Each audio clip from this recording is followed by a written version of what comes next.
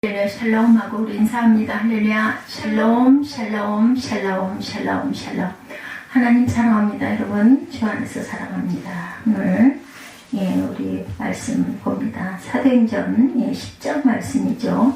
34절부터 43절까지 베드로의 깨달음 그리고 베드로의 세 번째 설교에 대해서 말씀하고 있어요.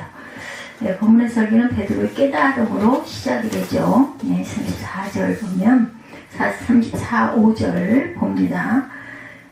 베드로가 입을 열어 말하되 내가 참으로 하나님은 사람의 외모를 보지 아니하시고 각 나라 중 하나님을 경외하며 의를 행하는 사람은 다 받으시는 줄 깨달았도다.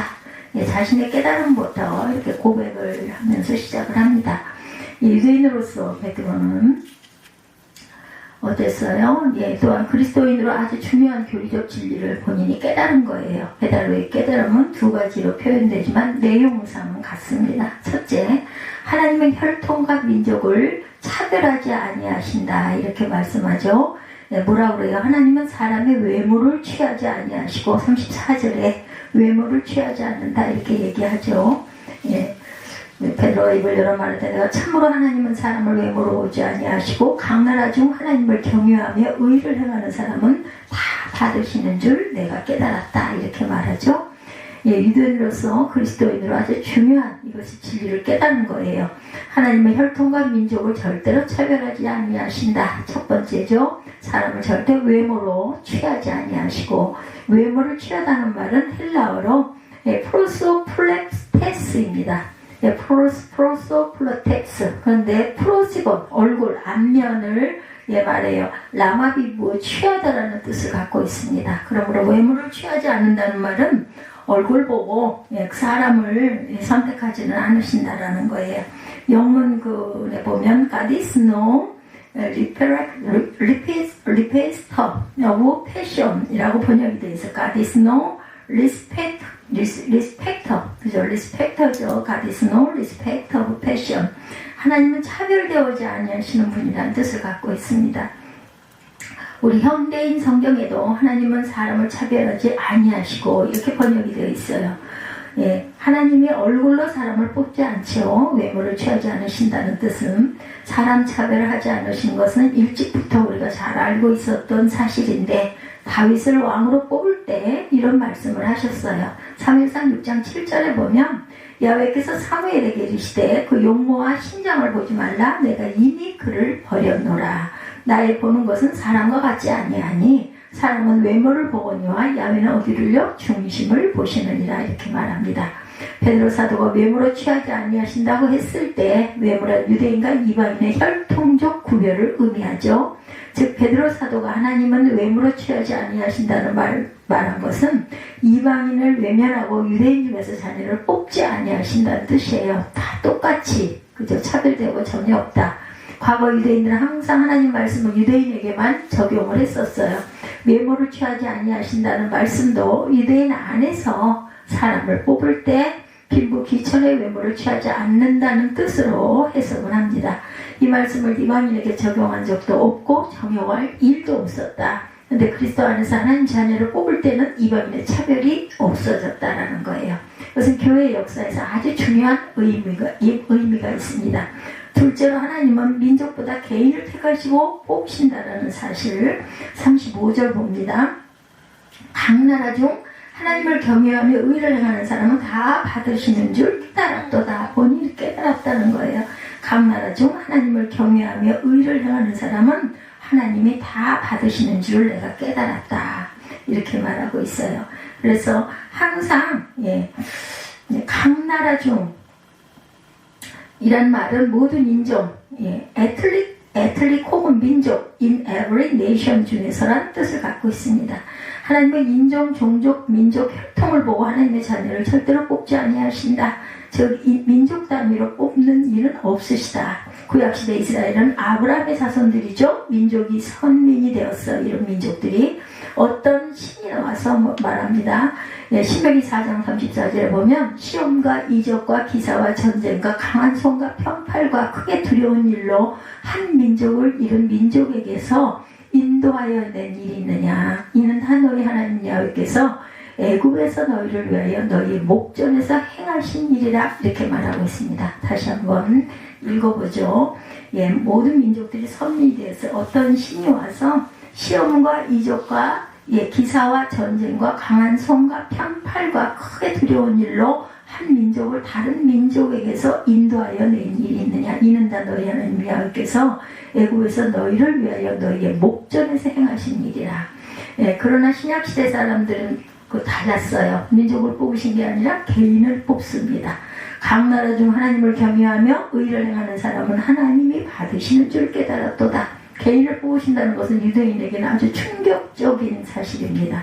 그래서 베드로 사도는 내가 깨달았노라고 새삼스럽게 이렇게 말하고 있는 거예요. 오늘 우리는 다 알고 있는 사실이지만 최초를 이 사실을 깨달은 베드로에게는 너무나 큰 깨달음, 너무나 큰 놀라움, 그죠? 당혹스러움까지 됐을 것입니다. 구약시대 섭리는 아브라함 자손, 즉 혈통적인 아브라함의 자손들이었고, 신약시대의 선미는 종족이나 민족이 아니에요. 그렇죠? 혈통 민족과 상관없이 개인을 뽑으시죠. 누구든지 주의 이름을 부르는 자는 구원을 받으리라. 누구든지입니다. 누구든지. 로마서 10장 13절에 곧 예수 그리스도를 믿음으로 말미암아 모든 믿는 자에게 미치는 하나님의 의인이 차별이 없다. 로마서 3장 22절이죠. 뭐라고요? 차별이 없어요. 그리스도를 믿음으로 말미암아 모든 믿는 자에게 미치는 하나님의 의인이 절대로 차별이 없다.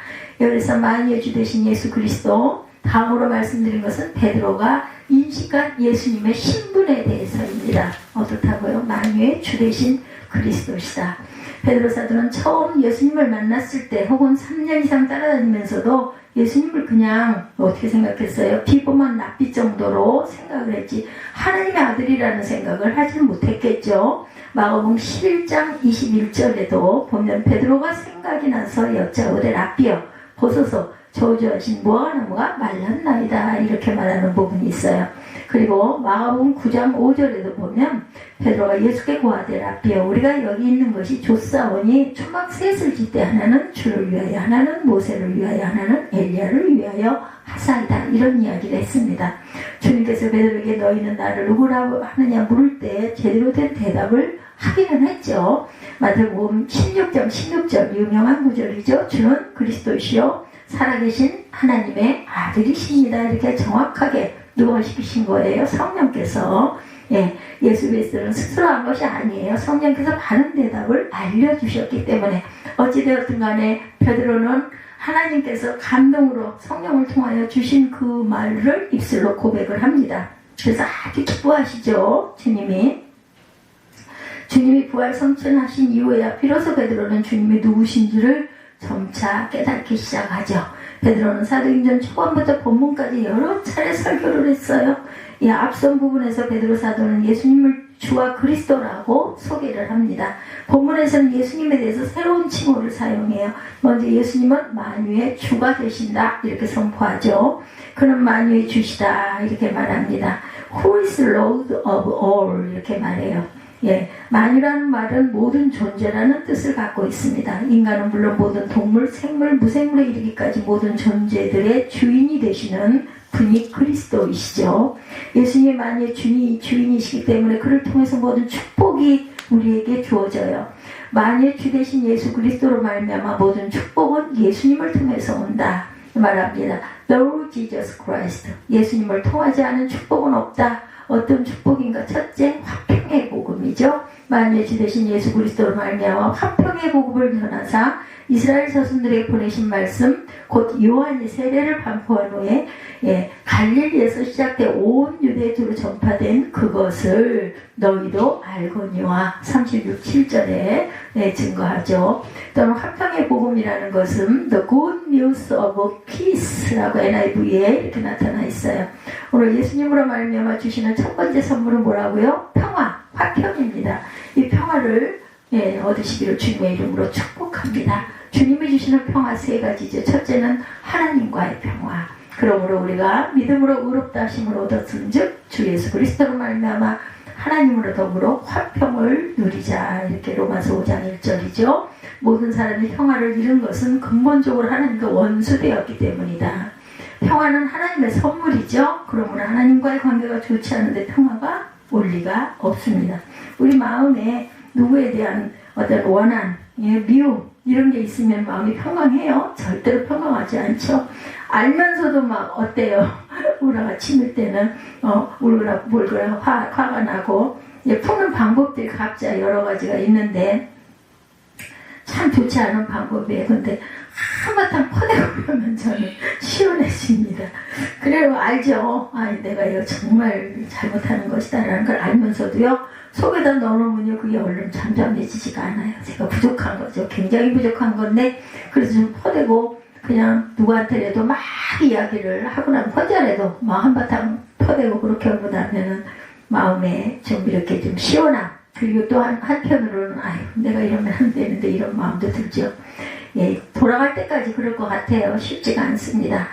예수님은 하나님과 죄인을 화해시키기 위해서 자기 몸을 제물로 우리에게 드렸어요. 하나님께 드린 거죠. 우리를 위해서. 그러므로 주님을 믿는 자는 누구나 첫 번째 선물인 하나님과의 평화를 얻는다라는 거. 하나님과의 평화는 마음가지 평화의 근원입니다. 두 번째, 이웃과의 평화이죠. 이웃과의 평화. 하나님과의 평화 첫째, 두 번째는 이웃과의 평화. 이웃과의 이 평화가 세상에 살면서 쉽지가 않습니다. 평화했다가도 어떤 순간 또 틀어지고 하죠. 인간과 인간 사이 평화도 오직 그리스도 안에서 이룰 수 있다. 그는 우리의 화평이시니라 둘로 하나를 만드사 중간에 막힌 담을 하셨다고 에베소서 2장 14절에 증거합니다. 여기서 말하는 막힌 담이란 유대인과 이방인 사이에 막힌 담을 의미하죠. 인간과 인간 사이에 막힌 담은 그리스도 안에서 제거가 됩니다. 그런데 이 그리스도 안이라는 것이 참 보면 우리가 매일매일 생활하면서 항상 자주 보는 내 이웃, 그죠? 남들인 관계는 가끔 보거나 또 마음에 이런 불편함이 있으면 조금 좀 떨어뜨려 놓고 안 보면 돼요. 그죠? 기회를 만들지 않으면 됩니다. 그런데 가족은 어쩔 수가 없어요. 계속 부딪혀야 돼요. 계속 봐야 되고 하다 보면 좀 풀린 듯 하다가 또 그 뿌리가 또 쓴뿌리가 또 올라와가지고 또 그걸로 인해서 옥신각신 다투게 되고 죽을 때까지 그러는 것 같아요. 보니까 오늘 그리스도 안에서 사람과 사람 사이에 막힌 담을 헐고 화평을 이루시기를 주님의 이름으로 축복합니다. 저는 못하지만 여러분들은 하시기 바랍니다. 셋째는 내 마음속의 내면적인 평안이요, 가장 중요하죠. 평안을 너에게 끼치노니 나의 평안을 너희에게 주노라. 주님이 말씀하시죠. 내가 너에게 주는 것은 세상이 주는 것 같지 아니하니라. 너희는 마음에 근심도 말고 두려워도 말라. 요한복음 14장 27절입니다. 제가 이 장절을 꼭꼭 말씀을 드리는 건 저도 늘 잊어버려가지고 이렇게 입술로 고백을 하고도 또 찾아보고 하다 보니 듣는 분들이 이게 어디더라 알죠. 말씀 늘 듣던 말씀이기 때문에 알긴 하지만 몇 절 이게 탁탁 떠오르면 얼마나 좋겠어요. 그렇지 제가 그렇지 못하다 보니까 꼭 이걸 제가 챙겨서 써놨다 꼭 여러분들에게 전해줍니다. 하나님 우리 아버지와 주 예수 그리스도를 쫓아 은혜와 평강이 있기를 원하노라. 고린도전서 1장 3절이죠. 그리스도의 평강이 너희 마음을 주장하게 하라. 평강을 위하여 너희가 한 몸으로 부르심을 받았나니 또한 너희는 감사하는 자가 되라. 골로새서 3장 15절입니다. 오늘 우리 주 예수 그리스도 안에서 모든 평안을 얻으시는 저와 여러분 되시기 바랍니다. 둘째로 착한 일을 하시는 능력을 주셔요. 하나님의 나사렛 예수에게 성령과 능력을 기름 붓듯 하셨음에 저가 두루 다니시며 착한 일을 행하시고 37절에 보면 이렇게 말씀하죠. 유대에 무릇 전파된 것을 너희도 알거니와 하나님의 나사렛 예수에게 38절입니다. 성령과 능력을 기름 붓듯 하셨음에 그가 두루 다니시며 선한 일을 행하시고 마귀에게 눌린 모든 사람을 고치셨으니 이는 하나님이 함께 하셨습니다. 하나님께서 함께 하셨어요. 복음 전파, 말씀을 가르치신 일, 모든 병을 고치신 일, 배고픈 자에게 음식을 주셔서 먹게 하신 일, 예수께서는 이 모든 착한 일을 성령의 기름 부음을 받아서 행하셨다라고 증거합니다. 그래서 보면 이사야 61장 1절에서 3절이에요. 주 여호와의 신이 내게 임하셨으니 이는 야훼께서 내게 기름을 부어서 가난한 자에게 아름다운 소식을 전하게 하려 하심이라. 나를 보내사 마음이 상한 자를 고치며 포로된 자에게 자유를, 갇힌 자에게 노임을 전파하며 야훼의 은혜의 해와 우리 하나님의 시온의 날을 전파하여 모든 슬픈 자를 위로하되 시온에서 슬퍼하는 자에게 화관을 주어 그 죄를 대신하여 희락의 기름으로 그 슬픔을 대신하며 찬송의 옷으로 그 근심을 대신하시고 그들로 의의 나무 곧 야훼의 심으신 바 그 영광을 나타낸 자라 일컬음을 얻게 하려 하심이라 이렇게 말씀하세요. 그러므로 우리 성도들은 주님을 통해 성령을 받을 줄 알아야 합니다. 선행의 능력을 받아야 돼요. 그래 어떤 착한 일이든지 행할 수가 있다니까 뭐예요? 결론은 선행하는 것도 내가 내 힘으로 하는 게 아니라 성령께서 우리에게 능력을 주셔야 할 수 있다라는 거예요. 셋째로 마귀에게 눌린 자를 고치시죠. 눌린 모든 자를 고치셨으니 이는 하나님이 함께 하셨음이라고 말씀하고 있어요. 38절에 이는 하나님이 함께 하셨습니다. 하나님의 나사렛 예수에게 성령과 능력을 기름 붓듯 하셨음에 그가 두루 다니시며 선한 일을 행하시고 마귀에게 눌린 모든 사람을 고치셨으니 이는 하나님이 함께 하셨습니다. 마귀에게 눌린 모든 자라고 하고 있죠. 예. 모든 사람이 마귀에게 눌려 있어요. 눌리다는 말은요, 지배당한다는 뜻이죠. 예, 사람이 육체적으로 마귀에게 지배당하면 병이 되죠. 정신적으로 지배당하면 정신질환이 걸립니다. 헛소리하는 것만 정신질환이 아니죠. 바른 말을 하지 못하는 것도 정신질환이다. 정의가 뭔지 진실이 뭔지 알면서도 실천하지를 못하고 각종 중독증 환자들 보면 도박 중독, 음란 중독 또한 전과 누적자들 알면서도 행하지 못해요. 이거 틀렸다 나쁘다 하면 안 된다 이러면서도 귀신에게 눌려있기 때문에 어쩌지를 못하는 거 예수님은 많이 주시기 때문에 귀신을 쫓아냅니다. 우리는 주님을 믿고 의지하여 귀신을 쫓아내고 제압해야 되겠죠. 그래서 항상 어떻게 해요? 예수 이름으로 우리가 기도할 때도 예수님의 이름으로 기도합니다. 그리고 마귀를 쫓아낼 때도 예수 이름으로 우리가 이렇게 쫓아냅니다. 오늘 많이 주신 주님을 통해서 세 가지 선물을 받으시기 바래요. 보면 첫째는 화평의 선물, 둘째는 모든 착한 일을 행하시는 주님의 능력, 또한 셋째는 마귀에게 눌린 데서 해방되는 그러한 능력을 받으시는 저와 여러분들. 그래서 산자와 죽은 자의 재판장이신 예수님이라고 사도행전 10장 34절에서 43절까지 증거하죠. 베드로 사도가 안식한 예수님 신분에 대한 또 한 가지 중요한 점은 재판장이신 예수님이다 이렇게 얘기해요. 10장 34절에 보면 베드로가 입을 열어 말하되 내가 참으로 하나님은 사람의 외모를 보지 아니하시고 각 나라 중 하나님을 경외하며 의를 행하는 사람은 다 받으시는 줄 내가 깨달았다 이렇게 얘기하고 있죠. 그래서 누구와 저를 믿는 사람들이 다 그 이름을 힘입어서 항상 사함을 받았느니라고 나와 있어요. 43절까지 쭉 이어집니다. 40절 하나님이 사흘 만에 다시 살리사 나타내시되 모든 백성에게 하신 것이 아니요 오직 미리 택하신 증인 곧 죽은 자 가운데 부활하신 후 그를 모시고 음식을 먹은 우리에게 하신 것이라 우리에게 명하사 백성에게 전도하되 하나님의 살아있는 자와 죽은 자의 재판장으로 정하신 자가 곧 이 사람인 것을 증언하게 하셨고 43절입니다.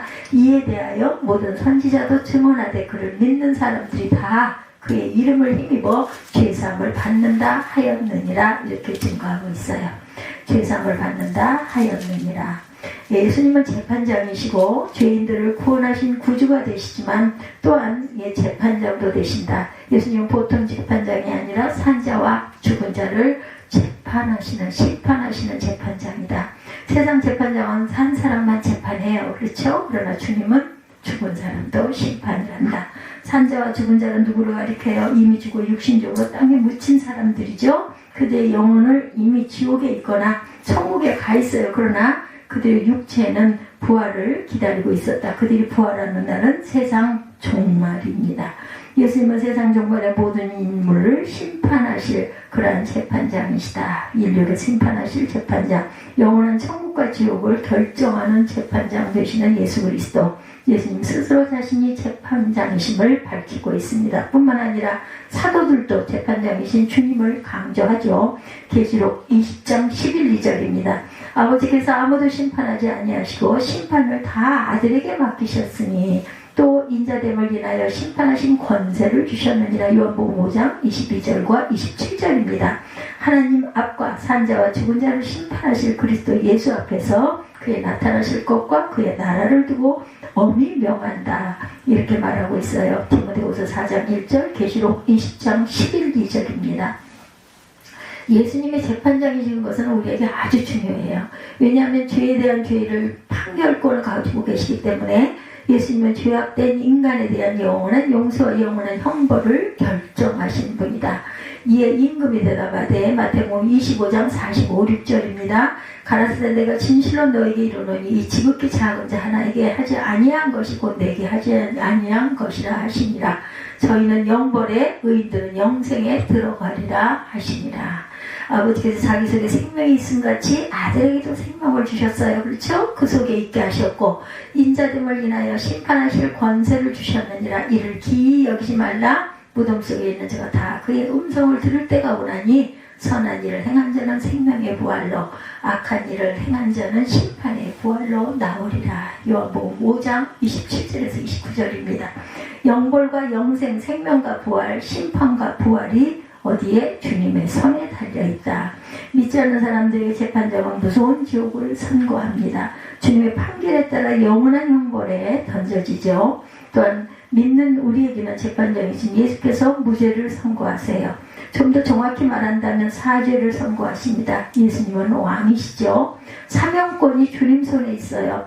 중풍병자가 들것에 들려왔을 때 주님이 뭐라고 하셨어요? 네, 뭐라고 하셨어요? 마가복음 2장 5절과 10절에 보면 예수께서 저희의 믿음을 보시고 중풍병자에게 이르시되 소자야 내 죄 사함을 받았느니라 이렇게 말씀하십니다. 그러나 인자가 땅에서 죄를 사는 권세가 있는 줄을 너희로 알게 하려 하노라 이렇게 말씀하세요. 여기서 강조된 것은 주님의 사명권입니다. 주님의 특별히 사명권을 가지신 이유가 있어요.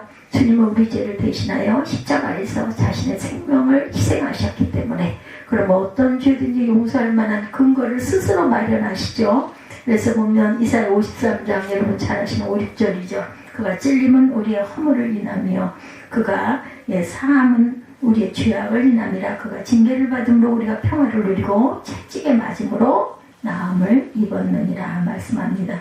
우리는 다 양같아 그릇 행하며 각기 제 길로 갔거늘 아버지께서는 우리 무리의 죄악을 그에게 담당시키셨도다. 사도들은 주님을 통해서 사면을 받으라고 강력하게 권합니다. 사도행전 3장 19절이에요. 또 이르시되 이같이 그리스도가 고난을 받고 제3일 만에 죽은 자 가운데서 살아날 것과 또 그의 이름으로 죄사함을 얻게 하는 회개가 예루살렘으로부터 시작하여 모든 민족에게 전파될 것이 기록되었으니 말씀하죠. 누가복음 24장 46, 7절에 그러므로 너희가 회개하고 돌이켜 너희 죄 없이 함을 받으라. 이같이 하면 유쾌하게 되는 날이 주 앞으로부터 이룰 것이요. 사도행전 3장 19절입니다. 오늘 우리가 하나님의 자녀가 된 것은 어때요? 감정적으로 결정된 것이 아니라는 거예요. 나는 하나님의 자녀가 된 것 같아. 나는 하나님 자녀 같은 기분이 들어. 이거 아무 소용없어요. 그래서 하나님의 자녀인가? 정말 그런 사람이 있는가? 교회 잘 나올 때는 뭔가 하나님 자녀 같은 기분이 들기도 해요. 그러다가 주의를 빼먹고 나쁜 짓을 하기 시작하면 생각이 달라지죠. 나 같은 게 무슨 하나님 자녀야. 하나님도 나를 버리셨을 거야. 누구의 자녀가 되는 일이 기분이 상하는 일이 아니죠. 우리가 자식을 낳으면 호적에 올려요. 그렇죠? 여러분은 어쩌다가 기분 나쁘다고 자식을 호적에서 지울 일은 아니죠. 그것은 기분상의 문제가 아니라 법률상의 문제입니다. 우리 하나님 자녀 되는 것도 마찬가지. 대속의 구주이신 예수님이 우리 죄를 씻어주셨지만 또한 주님의 우리를 자녀로 의인으로 선포하신 법률적인 판결이 있기 때문이다. 오늘 우리는 재판장이신 주님에 의해 사면이 결정된 저와 여러분들이세요. 또한 자녀로 인정된 사람들입니다. 이것은 법률적인 선언이죠. 그러므로 우리가 하나님 자녀인 것은 어떤 일이 있어도 변할 수가 없습니다. 자식이면 자식답게 믿음으로 살아야 되고 어떤 자식이 부모 앞에서 심심하면 한 번씩 당신이 정말 내 아버지 내 어머니요? 라고 묻는 불효막심한 그런 녀석은 없어요. 의심 말고 믿으시기 바랍니다. 아직도 하나님 자녀인지 의심되는 분들은 오늘 재판장 예수님께 사죄를 드려야 돼요. 회개를 해야 되겠죠. 이 세상에 사는 동안 가장 복된 인간은 당장 죽어도 천국 갈 준비가 된 사람들이에요. 내가 믿나이다 주께 선포하시기 바랍니다. 예, 네가 어떻게 알아? 이런 말은 맞는 말이 아니에요. 우리는 믿고 갑니다. 내가 내 모든 죄를 사하느라 너는 지금부터 내 자녀라. 영원히 내가 너와 함께하리라. 성경에 분명히 말씀하고 있어요. 그죠? 우리는 증인입니다. 마지막으로 말씀드릴 것은 증인으로서의 사도들입니다. 39절과 41절이죠. 우리는 유대인의 땅과 예루살렘에서 그 행하신 모든 일의 증인이라. 그를 저희가 나무에 달아 죽였으나 하나님의 사흘 만에 다시 살리사 나타내시되 모든 백성에게 하신 것이 아니요 오직 미리 택하신 증인 곧 죽은 자 가운데서 일어나신 후 모시고 음식을 먹은 우리에게 하신 것이라 말씀합니다. 우리를 명하사 백성에게 전도하되 하나님이 산 자와 죽은 자의 재판장으로 정하신 자가 곧 이 사람인 것을 증거하게 하셨고 저에 대하여 모든 선지자도 증거하되 저를 믿는 사람들이 다 그 이름을 힘입어 죄사함을 받는다 하였느니라. 42, 3절이죠. 사도 베드로는 자신이 하나님의 예수님의 증인으로 채택된 특별한 사명을 가진 사람임을 말씀합니다. 우리는 유대인의 땅과 예루살렘에서 그 행하신 모든 일에 증인이라. 오늘 본문의 39절이죠. 그는 유대인에게 보내진 증인이에요. 유대인의 땅 예루살렘이 그의 주요 활동 무대였어요. 그가 증언된 가장 중요한 내용은 예수님의 죽으심과 부활이었고 또한 유대인들은 예수님을 나무에 달아 죽였다. 그러나 하나님이 사흘 만에 다시 살리셨다. 이 뜻입니다. 증인은 특별한 자격이 있어야 돼요. 아무나 증인이 될 수가 없죠. 구약시대 재판법에 보면 증인은 최소 두세 사람으로 해다. 하나가 아니에요. 그죠? 두 사람 이상. 증인의 최고 자격은 현장 목격입니다. 하나님은 예수 사건의 현장 목격자를 미리 택하셨어요. 어떻게 하셨어요? 41절에 모든 백성에게 하신 것이 아니요 오직 미리 택하신 증인 곧 죽은 자 가운데서 일어나신 후 모시고 음식을 먹은 우리에게 하신 것이라. 베드로사도가 십자가 사건의 목격자예요. 뿐만 아니라 부활 사건의 목격자이기도 합니다. 베드로사도는 부활하신 주님을 모시고 식사를 같이 했고 예수님은 아무 이유도 없이 같이 식사를 하신 것이 아니었던 것, 예수님에 대한 모든 본 것을 증언하라고 함께 하신 것이다. 전도는 증언입니다. 우리를 명하사 백성에게 전도하사 이렇게 말합니다. 증거하게 하셨고 증거하되 오늘 우리가 증언의 명령을 모두 다 받았어요. 우리를 명하사 백성에게 전도하되 하나님의 산자와 죽은 자의 재판장으로 정하신 자가 곧 이 사람인 것을 증거하게 하셨고 저에 대하여 모든 선지자도 증거하되 저를 믿는 사람들이 다 그 이름을 힘입어 죄사함을 받는다 하였느니라. 42, 3절이죠. 사도를 증인으로 뽑으신 주님께서는 우리를 증인으로 뽑으셨다라는 것 담대하게 사람들 앞에서 증언하시기 바랍니다. 세상 모든 사람에게 다 증언할 수는 없다 하더라도 베드로 사도처럼 주님이 보내셔서 만나게 하시는 사람 앞에서 증언하면 됩니다. 가장 가까운 게 내 가족이죠. 내가 만난 주님을 증언하면서 남은 생애를 살아내시는 저 여러분들 되시기 바랍니다.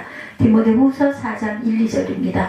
하나님 앞과 산자와 죽은 자를 심판하실 그리스도 예수 앞에서 그의 나타나실 것과 그의 나라를 두고 엄히 명하노니 너는 말씀을 전파하라. 때를 어떤지 못 어떤지 항상 힘쓰라. 범사의 오래 참음과 가르침으로 경책하여 경계하며 권계하라. 이렇게 말하고 있습니다. 잊지 않은 저와 여러분들이 되시기를 주님의 이름으로 축복합니다.